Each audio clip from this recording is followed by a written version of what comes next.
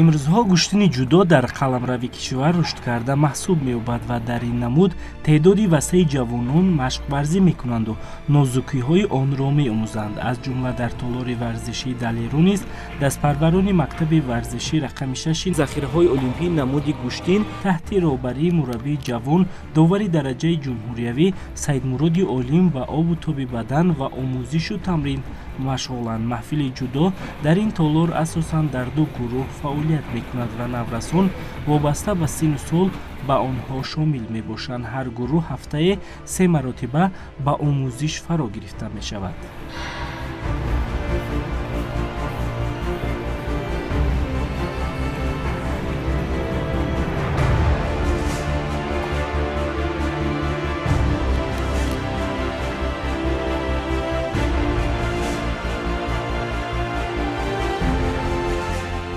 ما در این تالار با نورسان خود و نورسان مشق و تمرین ها میگذرانیم و در مسابقه های محله به محله، مسابقه های شهری و جمهوریوی فعالانه اشتراک میکنیم با همراهی شاگردان و هر یک کوشش و تلاش که ما میکنیم برای خلق خود و برای پرچم عزیز جمهوری تاجیکستان و برای نام ملت خود تاجیک ما حرکت میکنیم. امروز ها ما مشق و تمرین با این نورسان و نورسان خود میگذرانیم. فعالانه در مسابقه ها اشتراک میکنیم.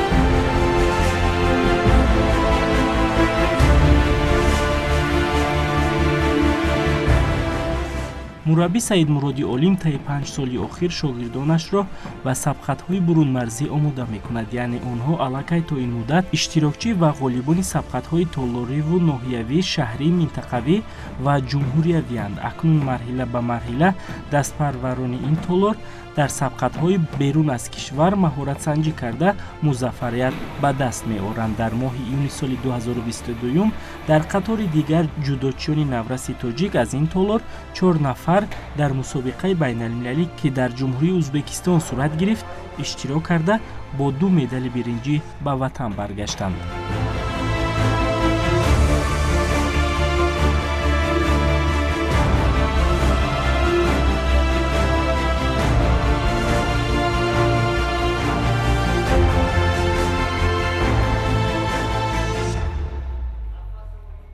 توی 3 سال است که در این نمود ورزش مشق‌ورزی میکنم.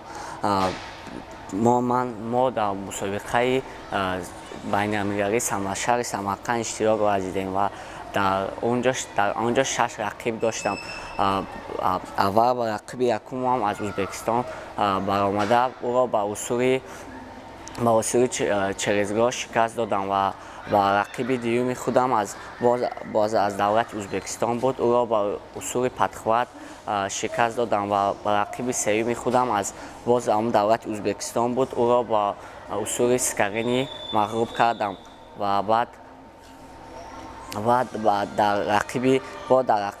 از رقیب ازبک خودم شکست خوردم و برای برآمدن برای جای سوم از رقیب قزاق خود را شکست دادم و با رقیب ازبک خود برای جای سوم مبارزه کردم و او را هم شکست دادم و جای سوم شدم. وقتی که ما در این مسابقه اشتراک میکنیم تجربه ما و جهانبینی ما خیلی زیاد میشود و ما در این را در مشق خود استفاده میبریم. مسابقه که سنه 15 تا 18 که در شهر سمرقند در کشور همسایه برگزار گردید، ما 4 نفر از همین تالار سفربر شدیم و 2 مدال برنجی به دست آوردیم. در این مسابقه دیده می شود که شاگردانی که ما نورسانی که سفربر میکنیم تجربه خوب می آموزانند، میفهمند و جهانبینیشون کلان می شود. ترس و هراسی که در هر یک مسابقه هایی که در دل دارند برآورده میکنند و خوب ҳамин хел мусобиқаҳо ки мо бисёртарак сафарбар шавем ва баромад кунанд бачаҳо беҳад хуб мешавад.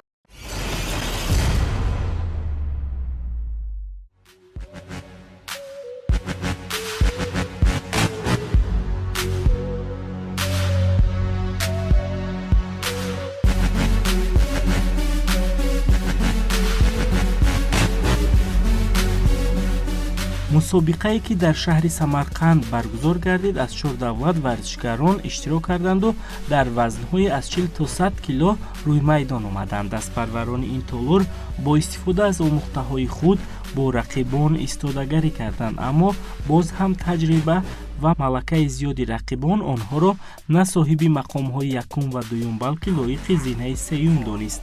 аз ин мақом варзишгарон роҳ афтода нестанд, чунки аз сабқати сатҳи баланд мусобиқаи бурунмарзӣ медал ба даст оварданду дар оянда боз кӯшиш ва талош мекунанд, то дар самти интихоб карда аз ин рӯза дида муваффақ гарданд.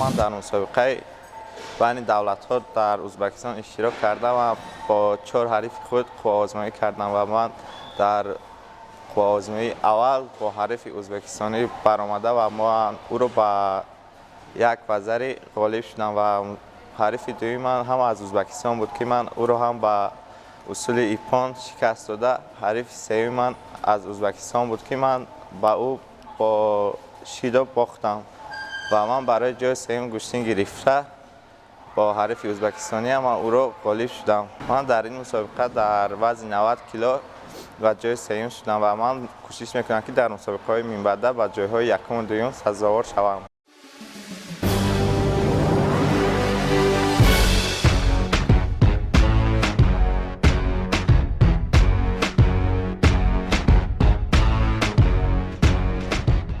ба маҳфили варзишӣ ва ё омӯзишу тамрин наврасон бо шавқи зиёд меоянд ва мехоҳанд боз дар самти интихоб намудаашон ҳамчун ҷуддодчии касбӣ ба воя расанд. мураббӣ низ кӯшиш мекунад раванди омӯзиш пуршиддат, шавқовар ва дар сатҳи зарурӣ сурат гирад. бештар мураббӣ нозукиҳои ҷудоро ба наврасон омӯзонида талош мекунад ҳар машқи пешниҳодшуда аз ҷониби варзишгарон ба хубӣ қабул карда шавад, то натиҷаи варзишгариашон дар майдони сабқату матонат ва ҷасорат ҳадафрас гардад.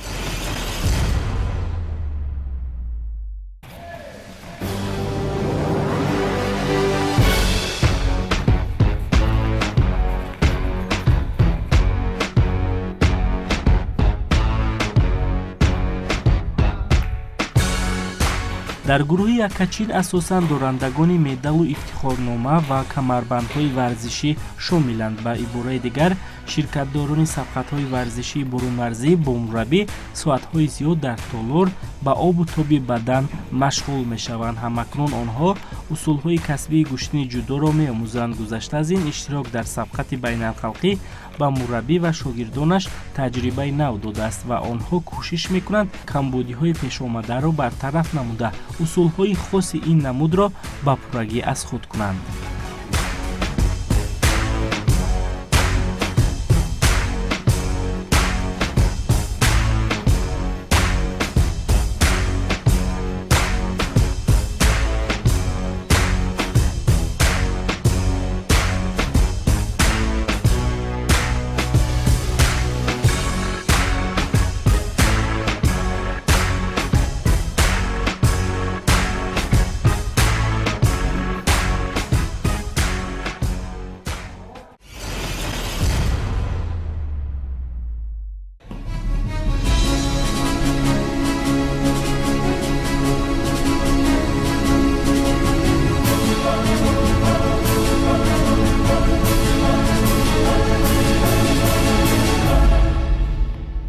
боиси қайд аст ки ҷудо риштаи варзиши олимпӣ мебошад ва дар он усулҳои партоб, лат додан ва нафасгир кардани ҳариф истифода мешавад. усулҳои лат додан фақат бо дасти ҳариф иҷозат дода шудааст.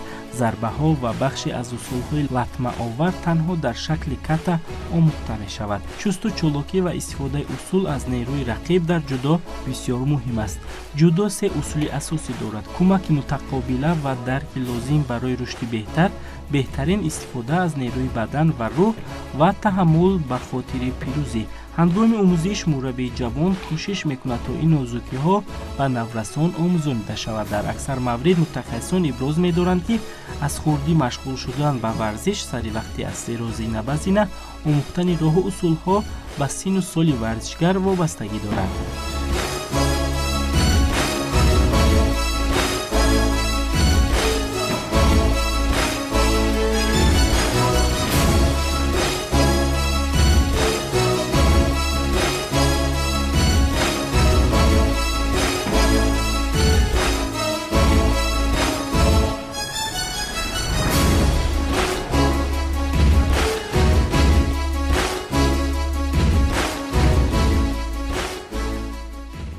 طولی 4 سال است که من جودو مشق میکنم. من در مسابقه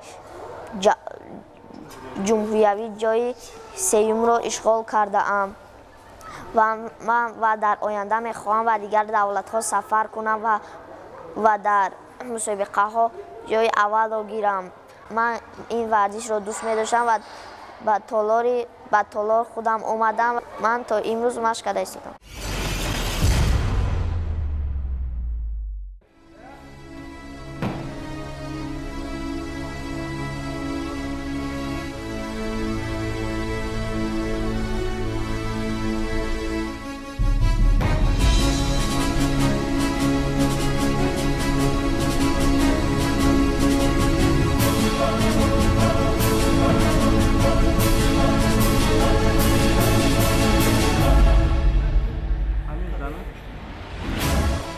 ба таъкиди мураббӣ, волидон низ ба солимӣ ва обу тоби бадани фарзандонашон аҳамияти махсус медиҳанду пайваста наврасонро ба толор ва сабқатҳои варзишӣ меоранд ки ин раванд барои варзишгари касбӣ гардидани наврасону ҷавонон мусоидат намуда дар самти рушди варзиш кӯмак менамояд. хусусан дар давраи таътили тобистонаи мактабачагон толори варзишӣ ҳамарӯза пур аз варзишгар аст.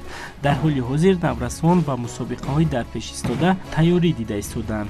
дар миёни ин варзишгарон Абубакр Азамов низ бо истифодаи усулҳои маъмулии ҷудо миёни ҳамгурӯҳон фарқкунанда аст. ном бурда кӯшиш мекунад ки пайваста дар мусобиқаҳо даст боло гардад. ана ҳамин боварӣ ба худ буд ки ӯ имрӯз дорандаи медали сабқати бурунмарзист.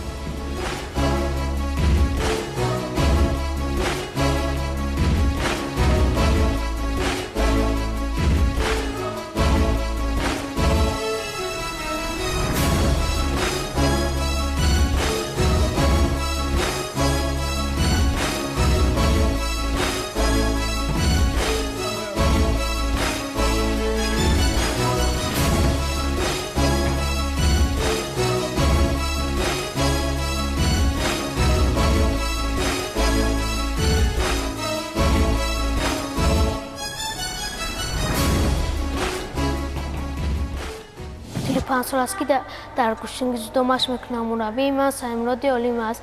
من در مسابقات شهری، نویوی، جمهوری و بین‌المللی جای نمایان را اشغال کردم و در آینده میخواهم که بیرون از شهرم و دیگر دولت ها پرچم تاجیکستانم را بلند دارم. من سال گذشته به دولت ازبکستان سفر کردم و در آنجا سزاوار جای سوم شدم و من در مسابقه محله به محله جای یکم را اشغال کردم.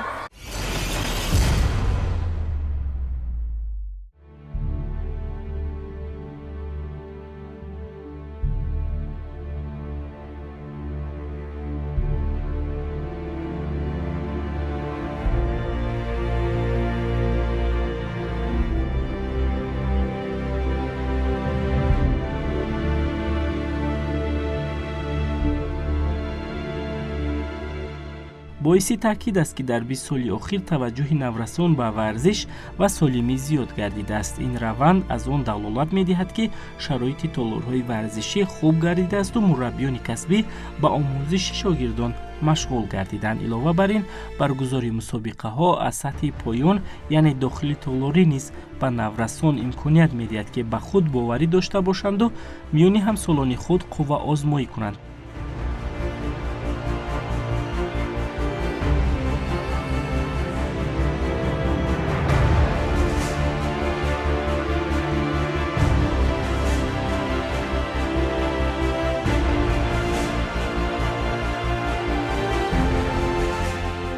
оянда дар дигар мусобиқое ки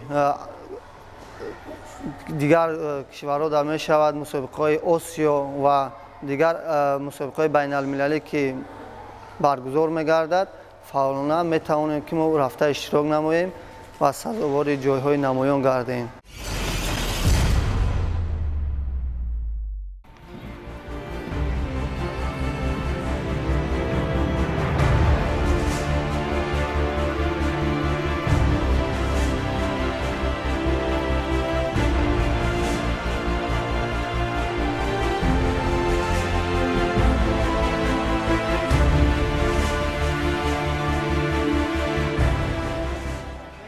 طبق اطلاع سال 2023 برای ورزشکاران این نمود خصوصا میان خردسالان مسابقه برون مرزی در نظر است.